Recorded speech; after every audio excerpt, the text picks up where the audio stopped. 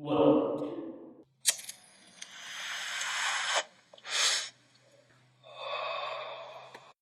La Liga. And welcome to La Liga Lounge. This week brought to you by Ruben Cabello's new restaurant, Baby Got Dak, featuring top chefs such as Mitch Trubisky and Derek Carr, located at the first round playoff exit. Welcome back to another episode of La Liga Lounge, boys. We got a lot of topics here to talk to you about, so we're just going to jump right in. Houston, two big games last week in the conference championships of the NFL, man. We had a real good one between Tom Brady and Aaron Rodgers, you know? Yeah, I mean that's the game I think that you got to focus on. Terrific Tom and Aaron Rodgers. Everyone says Aaron Rodgers is more talented, Tom Brady's more accomplished, and Tom Brady said double-digit Super Bowls. And I mean, we can just go stats. Tom Brady, first person to go into a Super Bowl in 3 different decades: the 2000s, the 2010s, the 2020s. First quarterback to play in Super Bowl under 4 different presidents: Bush, Obama, Trump, Biden. I mean, the list goes on. He threw 3 picks, but his first half was so dominant and fun to watch that, Green Bay didn't really come back from it. So what's your take on the game, man? Yeah, I mean, to throw one more stat at you, Houston, we got that one that Tom Brady now has just as many NFC championships as Aaron Rodgers and Drew Brees. I mean, dude, in my mind, you can't even argue the fact that he's the best player in the game nowadays. I mean, or just the GOAT, you know? I mean, I think before you kind of had like, oh, he's a system guy with Bill Belichick and whatnot, but I don't even know if it matters what happens this weekend, next weekend. Is it next weekend? Next weekend. I don't even think it matters what happens next weekend. I mean, I think he's solidified himself at the top, realistically. Yeah. Can I say my favorite Tom Brady stat that everyone's been dishing out, or are we waiting later? I'll dish it out now. Tom Brady has been this is his 21st season, so he will be going to the Super Bowl 47% of his seasons. Steph Curry's 3-point shooting percentage is 43% career shooting. Tom Brady is more likely to go to a Super Bowl in any given year than Steph Curry is to make a single 3. Yeah, just outrageous. It's not even Steph Curry. I mean, Steph Curry's probably got one of the better free throw or 3-point percentages, like any 3-point in the world, in the history of the game, right? Yeah, it's crazy. I mean, it's insane. It's insane. What he's done and the time he's had is unreal. Yeah. No so what about KC Buffalo, man? I was rooting for Buffalo, and I guess before we go, we both picked Green Bay. Our hearts were with Tom. We picked Green Bay, and Tom said, don't cheat on me again, and I won't. So, teaser trailer in the next week when we pick our picks for the Super Bowl. But Dan, Bills Chiefs. Bills kind of blew it. It was a little bit of a disappointing showing by the Bills. I mean, I think everyone kind of knew the Chiefs, as long as Pat Mahomes was fully healthy. I mean, the Chiefs were going to be the Chiefs. I think anyone to beat them realistically, But I think the brightest days are ahead for the Bills. Honestly, I think we'll see that matchup, Bills and Chiefs, a couple more times in the coming years in that AFC Championship game because their quarterback Josh Allen isn't going anywhere. They got a great defense, great skill position players. So I think they're set up for a good future too. Yeah, I would agree. I just think, like you said, Kansas City they're freaking good. They got the 3-headed beast: Patrick, Tyreek, and Kelsey. I mean, they're fucking good. Yeah. Well, Houston, let's transition here, man. Let's talk about the fucking Lions, man. Big news this week. Last week, whatever it fucking was. New GM, new head coach. We got Dan Campbell and something Glenn running the team nowadays, man. You got any first impressions of the new front office? I mean, he had some first impressions with his intro speech or whatever, his first press conference. Bite a kneecap, get shot down, get up, bite your other kneecap. 2 shots to come down, and then we're gonna crawl. And just no, I'm not impressed. I think there were better candidates out there. I don't know if this guy is. I think he's a hoorah guy, maybe a coordinator at best, like one of those defensive coordinators that like gets the D pumped up, but like a head coach. He seems like he's brought in a couple good coordinators so far, which is interesting. But I mean, the dude himself, can't say I'm looking forward to it. And with the transition of Stafford, which I think we'll talk about after that, but with the Dan Campbell hire, yeah, same old Lions. Yeah, I was thinking that the GM hire was better than the head coach. I think Dan Campbell is, I don't know, he'll be a wild card, man. I mean, I don't know how that's going to work out. It could freaking crumble all down, or it could, who knows? You never really know until you give a guy a chance. That's the thing. So I bet you we get 12 plus wins, or we do worse than we did this year. I don't even know where we ended, dude. Do you know what we ended? I don't even know. I think we were four wins, 4-12. Oh, I bet you end up with 3. Yeah, we could. I mean, shoot, you lose Stafford. It's you lose Stafford from a 5-11 team. You're probably going to go to 3-13 or whatever it is. So Stafford, Dan, we talked about it last week a bit. Let's make like official predictions now. Where do you think he's going?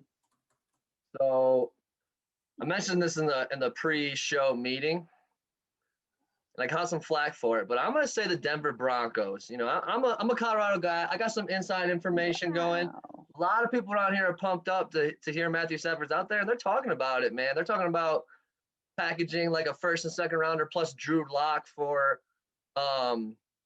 Stafford. And I'm like, shoot, that seems like a good deal on both ends. We get a temporary quarterback to hold it over and get some good return on Stafford. So that's my pick.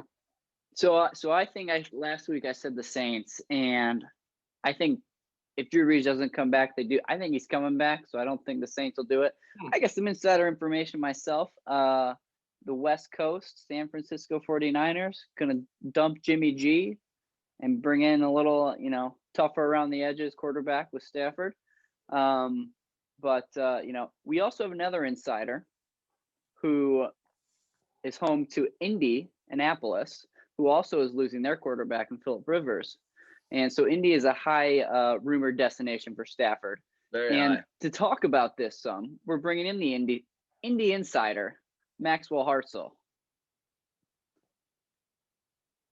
Max, hello, welcome gentlemen. aboard, man. Welcome aboard. Glad to have you on the show. Yeah, so good to be here. We're talking about Matthew Stafford destinations, and Indy's one of the hot ones that's been floating around the interwebs. And we hear you, you're an Indianapolis guy who wants some insider information. What you hearing around the block? Yeah, I'm hearing they got the 21st pick in the draft this year, first round. It's probably going to take a second rounder as well, either 2021 or 2022. The big thing to look out, though, for the Colts is they're going to need a new left tackle. Anthony Costanzo retired, so they're going to have to fill a major hole on that offensive line. Getting rid of that first-round pick and possibly a second-round pick isn't going to do it this year if they're trying to nail Stafford. If I'm Stafford, I want to go to Indy too. I mean, he's got JT Hines, good backfield, T.Y. Hilton, Pittman Jr., like pretty good receivers, No, I don't love his tight ends, but like they're like I don't know, Jason Witten type of dudes. I don't know. But solid 3 running backs. They got Hines, Mack, and the new guy, Jonathan Taylor, this year. So they're coming in loaded with 3 running backs. They'll have a new offensive coordinator.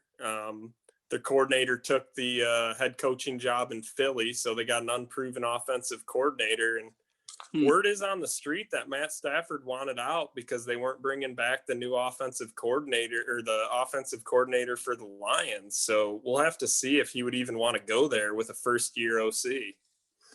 That's what I've been hearing too, Max, is that Stafford doesn't want to learn. I heard he doesn't want to learn the new system. So it'd be interesting to see where he actually ends up. I think that running game, though, is a big deal. I mean, he's never had a running game, so I think it'd be interesting to see what he can do when he's actually got a stable of backs behind him, an offensive line that can move some people and not fully rely on his arm for 60 minutes. Yeah, in his time here, I don't know if Matt Stafford ever had a 100-yard rusher. Did we ever get over that? He did I think like 2 years ago for the first time or some crap like that. With Adrian Peterson might have been the first one, something like that. Yeah. I think it was Kerryon Pathetic. Johnson. Was it Carry-On? Okay. Yeah. But very recent. Yeah. So Max, for our last segment here, it's throw and dough here. We talked a little lines and stuff. So we brought you on. We heard that you had a DraftKings survivor pool that you picked all 17 games, right? Why don't you tell us a bit about it? Tell us the pool size, how much you made, what's the deal? And tell us any bets you like this week. 520,000 entries. Oh shit. It basically came down to about 50,000 people picked all 17 right. So I don't feel that special, unfortunately. But it was halfway through the season, I was like, I need to just pick the team I think that's going to win. I can't look ahead. I mean, that's the key to survivor pools. Pick the week you got, survive, and move on to the next week. I think too many times people look way ahead and say, oh, I need this team in 2 to 3 weeks. You don't know if an injury is going to knock the quarterback out. You don't know if their defense is going to start going south. So what I did, I took it a week at a time. Each week I picked the best team that I thought had the chance to win. I consulted my brother Dallas, who I've heard on this podcast. Maybe we'll get him in as a league member this year. You don't know. Putting my plug in for that. But I think it was a historic run. 17 straight weeks. You couldn't pick the same team once. I was pretty impressed. So did you ever pick the Lions in that? I never picked against the Lions, and I was terrified to pick against them. Only picked against the Lions one time all season, Tennessee, because I knew the Lions could not stop the running game. You always gotta be worried betting against the Lions because whenever you count on them to lose, it's when they come up with the big W. So too many weeks was I looking at. Oh, the Lions look like the team to bet against, and I just. Every week, no way. I couldn't do it. I couldn't do it until they played Tennessee. So speaking of other bets here, as everyone know, I'm 0-1 for my lock of the week here with Buffalo +3. So I apologize to anyone that has lost money listening to me. I know a lot of people do. But that's okay because it's a new week. There's new sports books live in Michigan. So I hope you're all enjoying that. So Forbes, I think we're going to get some hockey this week. You're going to spit us some stats, and I'm going to make my lock of the week off of that. Yes, Dallas has been owning the Red Wings as of late with the last 4 wins they've met up and averaging more than 2 goals of a win. So take Dallas puck line plus 1.5. So, yeah, do that. So I'm going to do that. I'm going to take, and I think for the rest of the season, right, Forbes, I mean, every single game you're going to win. There's 84 games. You'll probably win 74 of 84 times. Not this year, 56 games. 56. Okay. Well, anyways, I'm picking the Wings. Fuck me. I'm going to pick Dallas against the Wings tonight, parlayed with a Colorado over the Sharks and Columbus over Florida. So a 3 money line parlay with the NHL. It's like a $350 payout. That's my lock of the week. Keep it to it. Max, you got any lock of the weeks, basketball, hockey, anything you want to spit out you like this week? Because we got Super Bowl next week that we're going to be talking to. All Super Bowl. We got the Clippers playing tonight. If you wanted to make that parlay a little bit juicier, I got a little stat here to dangle out there. The Clippers have covered when Kawhi misses in the last 4 out of 5 games, and Kawhi's out tonight. So they are actually +6, I believe, right now, going in against the Atlanta Hawks. They're missing PG3. They're missing Kawhi Leonard. But I'm telling you, they're going to play for him. They're on a 6-game winning streak, I believe. So I like Kawhi, or I like the Clippers without Kawhi tonight. Max, I gotta cut you off, man. I gotta cut you off because we're running out of time on Clippers the show. Clippers +6. So, appreciate you coming on, Max. Boys, we'll talk to you later. And see you next week. God bless the overs.